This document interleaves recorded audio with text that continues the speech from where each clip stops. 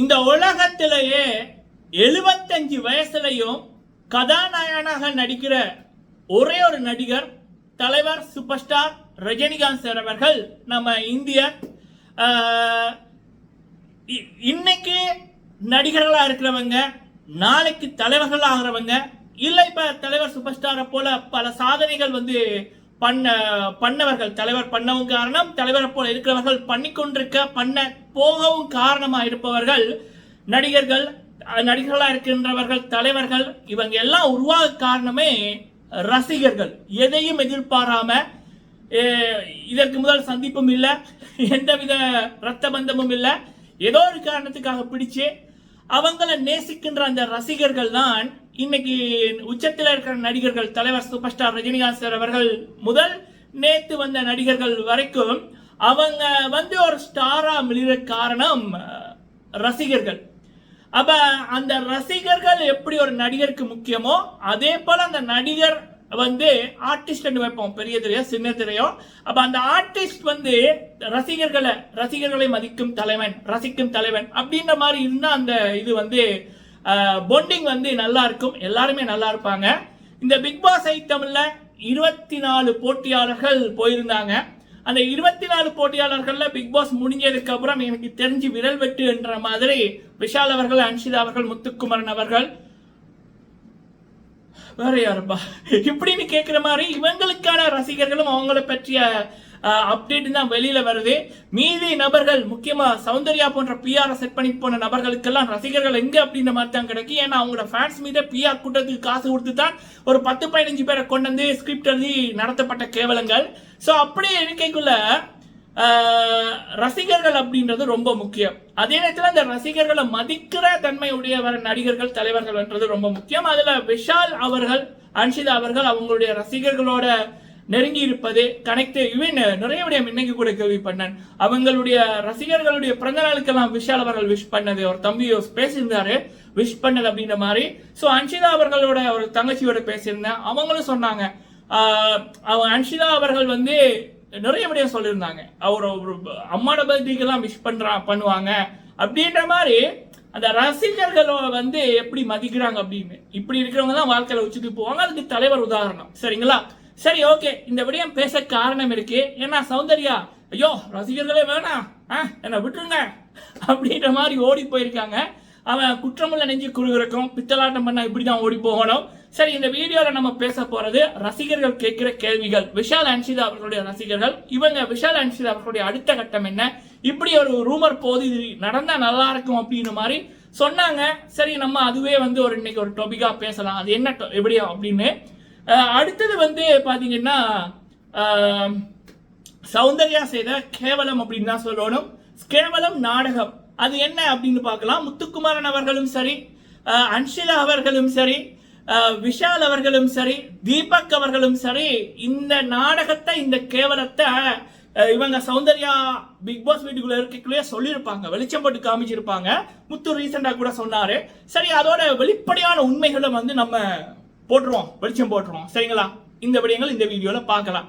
Okay, first Vishal and Anshitha அவர்கள் இப்ப வரைக்கும் அந்த கடலோட ஓசை சத்தம் குறையாது அப்படின்ற மாதிரி எங்க திரும்பினாலும் விஷால் அன்ஷிதா அவர்களுடைய பிக் பாஸ் மொமெண்ட் எடிட்டிங், அவங்க ரீசெண்டா போட்ட போட்டோஸ், குக் வித் கோமாளில அவங்க சொன்னது. இவன் இன்னைக்கு கூட ஒரு போட்டோ பார்த்தேன். ஒரு குழந்தை, அன்ஷிதா அவர்கள் சின்ன வயசுல இந்த ஒரு போட்டோ போட்டுட்டு இந்த குழந்தை பிடிக்கும் அப்படின்ற மாதிரி விஷால் அவர்கள் சொல்லிக்கூட அதை வச்சு ஒரு எடிட்டிங் போட்டாங்க. பாருங்க, நம்ம வேற ஏதோ திங்கிங்ல இருந்தோம், கொஞ்சம் டவுட்ல இருந்தோம், கொஞ்சம் சோர்வா இருந்துச்சு. அது நமக்கு ஒரு ரெக்கமெண்டேஷன்ல வந்தது சோசியல் மீடியால, ஃபேஸ்புக் நினைக்கிறேன். அப்ப அதை பார்த்தோன்னே அப்படி ஒரு இளநீ குடிச்ச மாதிரி இருந்தது வெயிலுக்கு. சரிங்களா? ஸோ அப்படி ரசிகர்கள் இப்ப வரைக்கும் விஷால் அன்ஷிதா அவர்களை கொண்டாடுறாங்க. பழைய மொமெண்ட் எல்லாத்தையும் திரும்ப ரசிக்கிறாங்க. எல்லாருடைய கேள்வி புதிய மொமெண்ட் எப்ப அப்படின்றதுதான், புதிய நிகழ்ச்சிகள் எப்ப அப்படி என்பதுதான்.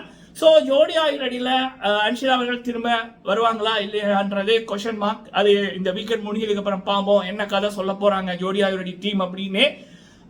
ஸோ அப்படி இருக்கக்குள்ள இப்போ சில போகுது. பிபி அல்டிமேட் சீசன் 2 இருந்துச்சுன்னா விஷால் அன்ஷிதா அவர்கள் வருவாங்களா இந்த வருடமா அடுத்த வருடமா அப்படின்னு ஒன்று இருக்கு. ஸோ என்னை பொறுத்த வரைக்கும் இப்போ நான் ஒரு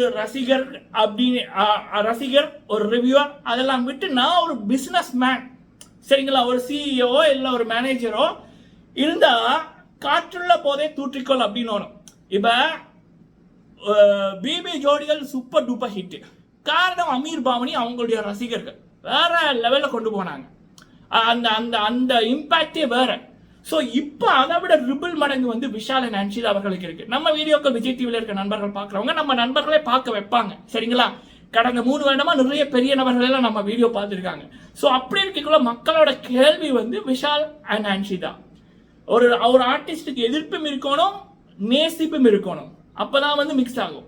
இனிப்பும் இருக்கணும், புளிப்பும் இருக்கணும். அப்பதான் உணவு நல்லா இருக்கு. ஸோ அப்படி இருக்கக்குள்ள இவங்களுடைய ரசிகர்கள் படை, இவங்களுக்கான கேள்விகள் அதிகம். அப்ப இப்படிப்பட்ட நபர்களை மக்கள் வந்து எங்க பார்க்கலாம், எந்த ஷோல பார்க்கலாம், ஒன்னா பார்க்கலாம் ஏங்கி கொண்டிருக்காங்க. இதை வந்து விஜய் டிவி கரெக்டா யூஸ் பண்ணிக்கணும்ன்றது நம்மளுடைய ஒரு விருப்பம். நான் அங்க ஒரு எடிட்டராவோ ஒரு கிரியேட்டிவிட்டி டீம்ல ஒருத்தராக இருந்தேன்னா கண்டிப்பா இவங்களுக்காகவே நான் ஷோ உருவாக்குவேன். ராஜு வீட்ல பாட்டி அப்படிங்கிறது கூட ராஜுக்காக உருவாக்குனதுதான். சரிங்களா? அதை கூட வேற லெவல்ல கொண்டு போயிருக்கலாம். ஸோ அப்படி இருக்கக்குள்ள விஷால் அண்ட் அன்ஷிதா அவர்களை வந்து மக்கள் ஒரு நிகழ்ச்சியில பார்க்க விரும்புறாங்க. அது பிபி அல்டிமேட் இந்த வருடம் நடக்குமா நடக்காதான்னு எனக்கு தெரியல. எனக்கு தெரிஞ்சு 90% நடக்காது. அது இல்லைன்னா வேற நிகழ்ச்சிகள், புதிய நிகழ்ச்சிகள் எல்லாம் இது விஜய் டிவி தரப்புல இருந்து உருவாக்க போறாங்க, வர இருக்கு, அதோட அப்டேட் வர இருக்கு அப்படின்ற மாதிரி கேள்விப்பட்டேன். ஸோ அதுல வந்து விஷால் அண்ட் அன்ஷிதா அவர்களை அவங்களுக்கு ஏற்ற மாதிரி போட்டாங்க அப்படின்னா கண்டிப்பா விஜய் டிவியோட டிஆர்பியும் எகிரும், அந்த நிகழ்ச்சியும் சூடு பிடிக்கும், முக்கியமா ரசிகர்களும் வந்து சந்தோஷமா இருப்பாங்க அப்படின்றதான் என்னுடைய கருத்து. பிபி அல்டிமேட்ல விஷால் அண்ட் அன்ஷிதா இருக்காங்களான்னு கேட்ட கேள்விக்கு பதில் பிபி அல்டிமேட்டே இந்த வருஷம் இருக்காது. சரிங்களா? அது நான் முதலே சொல்லிட்டேன். அடுத்த வருஷம் இருக்க சான்சஸ் இருக்கு. ஸோ அடுத்த வருஷம் எனக்கு தெரிஞ்சு இவங்க ஃப்ரீயா இருப்பாங்களா, விஷால் அண்ட் அன்ஷிதா அவர்கள் ஃப்ரீயா இருப்பாங்களா, 2 பேரும் ஃப்ரீயா இருப்பாங்களான்னு எனக்கு தெரியல. 2 பேரும் பிஸி ஆயிடுவாங்க. அவங்க அடுத்த கட்டத்துக்கு வந்து வாழ்க்கையில முன்னேறிடுவாங்கன்றது என்னோட அசைக்க முடியாத நம்பிக்கை. படங்கள்ல, வெப் சீரிஸ்ல 2 பேருமே பிஸி ஆயிடுவாங்க அப்படின்றது என்னுடைய ஒரு மிகப்பெரிய நம்பிக்கை. சரிங்களா? ஸோ அதனால இந்த வருடத்திலேயே 2 பேரும் ஒரு நிகழ்ச்சியில வரணும். அது பல எபிசோட் வரணும். பிக் பாஸ்ல ரசித்த ரசிகர்கள் அவங்களுடைய ஏக்கம் இன்னொரு நிகழ்ச்சியில அவங்களை பார்க்கணும் என்பது அதுக்கு ஒரு கிடைக்கணும்ன்றதான் என்னுடைய விருப்பம். சரிங்களா? காத்திருப்போம். இது ஒருபடிய மக்களே. அடுத்தது வந்து நம்மளுடைய பிஆர் அக்கா எடுத்தாங்க பாருங்க ஓட்டம். அதாவது என்னன்னா ட்விட்டர்ல இவங்க வந்து டீஆக்டிவேட் பண்ணிட்டாங்க. காரணம் என்னன்னா அவங்களுடைய ரசிகர்கள் வந்து வன்மமா பேசுறாங்களாம். அதாவது என்னன்னா அவங்களுடைய ஆளு விஷ்ணு, அவரை வந்து சௌந்தர்யாவோட ஃபேன்ஸ் வந்து விஷ்ணு விலகிரு, சௌந்தர்யாவுக்கு ராயன் தான் பர்ஃபெக்டான ஜோடி, நீ ஏன் நடுவில் வர்ற அப்படின்ற மாதிரி அவங்களுடைய ரசிகர்கள் அப்படின்ற மாதிரி நிறைய விடயம் வருது. இது இந்த அம்மாவுக்கு பிடிக்கல, இவங்க வந்து டீஆக்டிவேட் பண்ணிட்டாங்களாம்னு. அதாவது இதை வந்து உங்களுக்கு சௌந்தர்யா சுனிதா அவர்கள் எவ்வளவு அழகா சொன்னாங்க. உங்களுடைய பிஆர் டீம் நீங்க தான் செட் பண்ணது, உங்களுக்கு தெரியாதுன்றதுலாம் இல்லை, எனக்கு எல்லாமே தெரியும். ஐயோ ஹாய், நான் பிக் பாஸ்ல போறேன், எனக்கு சப்போர்ட் பண்ணுங்க. நீங்க மெசேஜ் அனுப்பின ஸ்கிரீன்ஷாட்டே இருக்குது. பெரிய பெரிய ஆட்களுக்கெல்லாம், சோசியல் மீடியா இன்ஃபுளுசருக்கெல்லாம் நீங்க மெசேஜ் அனுப்புனீங்க, அத்தனை ப்ரூவும் இருக்குது. எதுக்கு? உங்களுக்கு வந்து பிஆர் வேலை பார்க்கறதுக்கு தான். உங்களுக்கு தெரிஞ்சவர்களுக்கும் சரி, தெரியாதவர்களுக்கும் சரி, நீங்க வந்து உங்க நண்பர்கள் மூலம் வந்து எனக்கு சப்போர்ட் பண்ணுங்கன்னு சொல்லிருக்கீங்க. இவங்க ஒரு பக்கம்னா இவங்க ஆளு விஷ்ணு அவர் ஒரு பக்கம். நேத்து வந்தவன்ல இருந்து பெரிய இடத்துல இருக்கிறவங்க வரைக்கும் வேற லெவல்ல பிரியாணி போட்டது, காசு கொடுத்தது எக்கச்சக்கம். அத்தனை பிஆர் வேலையும் அது பக்க நெகட்டிவிட்டி பிஆர். அந்த குப்பை வேலையெல்லாம் பண்ணி போட்டு தெரிஞ்சுதான் அவங்க பண்ணாங்க. உள்ளுக்குள்ள போய் ஏதாவது உழைப்பு போட்டிக்கலாம் சௌந்தர்யா? ஜீரோ. ஒரு பிக் பாஸ் போட்டியாளர் எப்படி இருக்கக்கூடாதோ அதற்கு உதாரணம் சௌந்தர்யான்ற ஒரு நபர். இந்த சௌந்தர்யாவாலேயே பல பேர் இந்த பிக் பாஸ் ஐட்டம்ல பார்க்க வெறுத்தார்கள். மாயா இருக்கைக்குள்ள கூட பார்த்தவர்கள் இவங்க இருக்கைக்குள்ள பார்க்க பிடிக்கல. ஒண்ணுமே பண்றது இல்ல, ஒரு கிரியேட்டிவிட்டி இல்ல, உருப்படியா ஒண்ணுமே பண்ணல. அதான் முத்துக்குமாரன்ல இருந்து பல கோடி மக்கள் சொல்றாங்க, தகுதியே இல்லாத ஒரு நபர் இவ்வளவு நாள் எப்படி போனாங்க அப்படின்ற மாதிரி. அதாவது சூடு சொன்ன வந்துச்சா, உணர்ந்தீங்களா? உங்களை பெத்த தாய் தந்தை கூட பிறந்தவங்க எல்லாம் வந்து சொன்னாங்க, நீ வீட்டை இப்படியே இல்லையே, இப்ப வேற ஒரு ஆளை பாக்குற மாதிரி இருக்குன்னு பக்கா ஃபேக்னு சொன்னாங்க. அப்ப வெளியில வந்ததுக்கு அப்புறம் செட் பண்ணப்பட்ட ஒரு ஃபேன்ஸ் மீட்டு, போட்டோ போட்டா லைக் பண்றதுக்கு ஒரு கூட்டம், இது எல்லாத்தையும் பண்ணி போட்டு இப்ப வந்து ராயன் விஷ்ணுக்கு சண்டை வருது. அது இவங்களால தாங்கிக் கொள்ள முடியல, ஓடுறாங்க ஓட்டம் டீஆக்டிவேட் பண்ணிட்டாமன்னு. இவங்க செட் பண்ண கூட்டம் எத்தனை தகுதியான நபர்களை வந்து நாசப்படுத்திட்டீங்க பிக் பாஸ் ஐட்டம்ல. சுனிதா அவர்கள், சாச்சனா அவர்கள், அன்ஷிதா அவர்கள் இப்படின்ற மாதிரி. அதெல்லாம் விடுங்க மக்களே, இது ஒரு பக்கம் இருக்கு. இன்னொன்னு, ராயனோட சேர்த்து வச்சு போஸ்ட் போட்டதே இந்த அம்மாவோட பிஆர் டீம் தான். ஃபர்ஸ்ட் விஷாலுக்கு ட்ரை பண்ணாங்க, விஷால் வந்து மதிக்கவே இல்லை இவங்களை, அங்கே போ அப்படின்னு மாறி போட்டாரு. அப்ப சரி யாரோட வச்சு சேர்த்து போடலாம், இந்த அம்மா வேற கண்டென்ட் கொடுக்குது இல்லையே, வாங்கின காசுக்கு ஏதாவது பண்ணணுமே அப்படின்னு போட்டு ராயன் என்ற ஒரு ஆள் வந்தாரு. அவரோட இனி சேர்த்து வச்சு பாட்டு பேபி எல்லாம் போட்டுட்டு நடுவில் ஜெஃப்ரியோட வேற. இப்படிப்பட்ட கேவலத்தை நான் எங்கேயுமே பார்க்கல. சரியா, இதெல்லாம் போடுறத அவர் பார்த்து கொண்டிருக்காரு விஷ்ணு. அப்ப அவருக்கு உரைக்கல, ஆஹா ஓகன் ரசிக்கிறாரு. ஆனா பிக் பாஸ் முடிஞ்சதுக்கு அப்புறம் அவருக்கு உரைக்குது. ராயனோட சேர்த்து வச்சு பேசுறது பிடிக்கல. பிக் பாஸ்ல இருக்க மட்டும் ராயனோட உதவி தேவை, ராயனோட பேர் தேவை, அப்ப தேவை. என்ன புலப்படா இது, மூஞ்சைக்கு நேரம் பார்த்து கேட்க நான் ரெடி, நீ ரெடியா? என்ன புலப்பு இது? இப்போ ஒரு நாடகம் டீஆக்டிவேட் பண்ணிட்டு ஓடுறேன், அங்க ஒரு 10,000 ஃபாலோவர்ஸ் கூட இல்ல. பிஆர் டீமை கொடுத்தா தான் பெய்ட் போர்ட்ஸ் வந்து வரும். அவங்களுக்கு இன்ஸ்டாகிராம்லயே 7 லட்சம் ஃபாலோவர்ஸ் வரல. அது இப்ப இருக்கிறதுல பாதி வந்து போட்ஸ் தான், அப்ப அந்த மாதிரி டீஆக்டிவேட் பண்ணா என்ன, டீஆக்டிவேட் பண்ணாடா என்ன?